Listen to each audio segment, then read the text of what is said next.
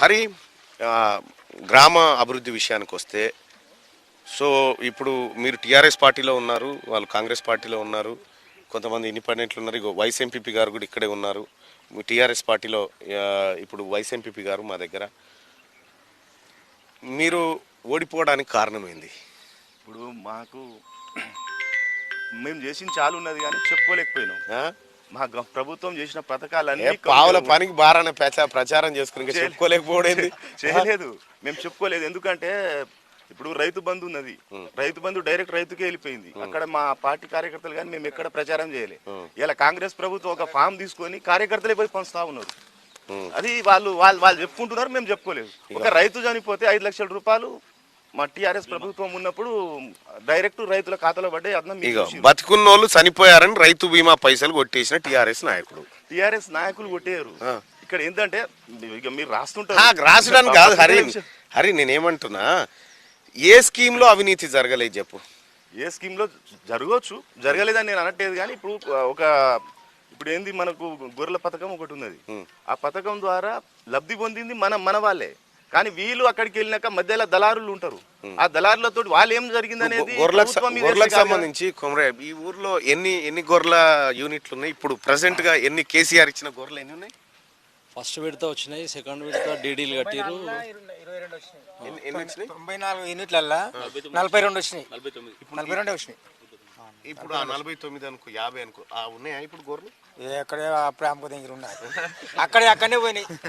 ఇక్కడ అంటే యూనిట్లు కూడా అవి నిజంగా 21 గొర్రెలతో కోటీశ్వర్లు అవుతారని చెప్పడం కూడా, లేకపోతే ఇక్కడ అదివరకు వీళ్ళకి లేవా, వీళ్ళ పెద్ద కురుమోళ్ళు వాళ్ళకి ఎన్ని గొర్రెలు ఉంటుండే? 100-200 గొర్రెలు ఉంటుండే, వాళ్ళు కాలేకపోయారు.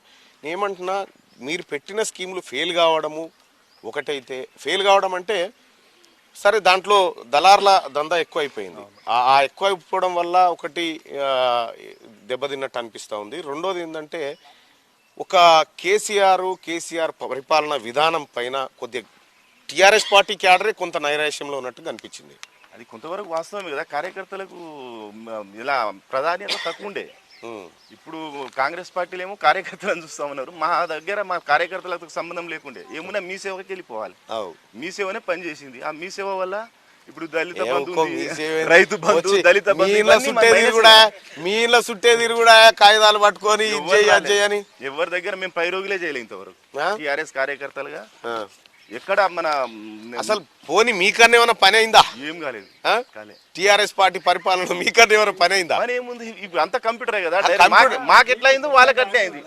కాదు, సొంతంగా ఏం పనులు మేము సొంత పనులే చేసుకోలేదు. అసలు ఉన్నది అంతా డైరెక్టే కదా. మేము ఎందుకు చేసుకో చెప్పండి ఎంపీపీ గారు, ఏం చేసిరు చెప్పండి. మీ 3-4 ఏళ్ల కాలంలో మీరు చేసింది ఏం చెప్పు. చేసింది ఏముందంటే, మేము రైతులకు కానీ ప్రతి దానికి ఏదైనా నీళ్లు కానీ నిధులు కానీ అన్ని రకాలుగా మేము లబ్ధి చేర్చినాం రైతులకు కానీ ప్రతి ఒక్కరికి. కాకపోతే ఏంటంటే, అది ఆన్లైన్ సిస్టమ్ పెట్టే వరకల్లా మేము చేసే సహకారం వాళ్ళకు అర్థం కాక చాలా వెనకబడిపోయినాం. జనానికి అర్థం కానంత అభివృద్ధి చేసిరు మీరు. అంటే రైతు బంధు కానీ రైతు బీమా కానీ, సరే ఇంతకుముందుకు టీఆర్ఎస్ ఉన్న వాళ్ళు కాంగ్రెస్లో పోవచ్చు, కాంగ్రెస్ టీఆర్ఎస్ రకరకాలుగా చెప్తుంటాం. ఏది చేసినా కానీ రాజశేఖర్ రెడ్డి చేసిన ముఖ్యమంత్రి ఒక్కసారి చాలా మంది లబ్ధి పొందిరు. రుణమాఫీ అన్నారు, ఇప్పటివరకు రుణమాఫీ లేదు.